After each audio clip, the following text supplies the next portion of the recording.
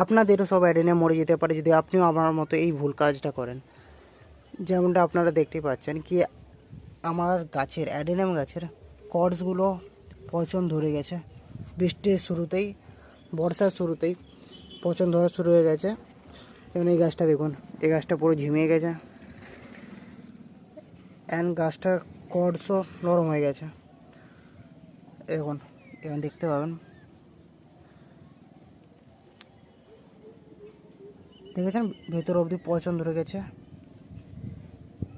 তো এর হাত থেকে আপনারা কিভাবে বাঁচবেন অ্যান্ড আমি কি করতে চলেছি এই গাছগুলোর সাথে যাতে গাছগুলো বেঁচে যায় পরবর্তীকালে। আর যেমন কি আপনারা দেখতে পাচ্ছেন কি আমার আরও কিছু গাছ পচন ধরে গেছে বর্ষার শুরুতেই। আর এখন দেখতেই পাচ্ছেন মেঘের কী অবস্থা। এখানে আমি রোদের জন্য রেখেছিলাম। এগুলোকে আমি কি করতে চলেছি প্রথমে বলে দিচ্ছি আমি, তারপর আপনারা যদি কমেন্ট করেন তাহলে আমি দেখাবো। এখান থেকে যতটা কর্ডস ভালো আছে এগুলোকে আমি কেটে দিতে চলেছি এইখান থেকে এতটা অবধি। আর এটাতে একদম পচে গেছে, শুধু এইটা বেঁচে আছে, তো এটাকেই আমি এখান থেকে কাটবো এখানটা অবধি।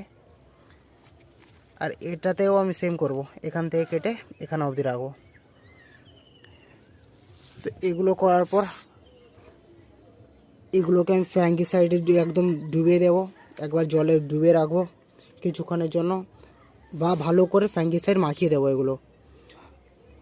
তো যদি আপনারাও দেখতে চান ভিডিও তাহলে আপনারা কমেন্ট করতে পারেন, কারণ আমার কাছে অনেক অ্যাডেনিয়াম আছে।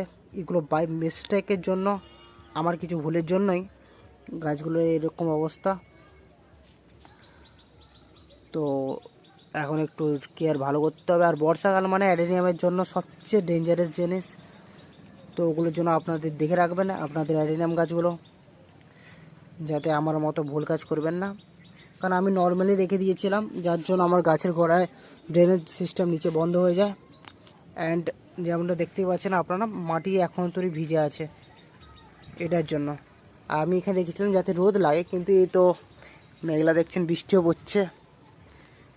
পড়া শুরু হয়ে গেছে। তো এগুলোকে আমাকে সরকাতে হবে অ্যান্ড এগুলোকে আমি বাঁচিয়ে নেব। যদি আপনারা জানতে চান যে আমি এগুলোকে বাঁচিয়েছি নাকি, তো তার জন্য আপনারা সাবস্ক্রাইব করে রাখতে পারেন। ঠিক আছে, তো আসছি, পরবর্তী ভিডিও দেখা হচ্ছে।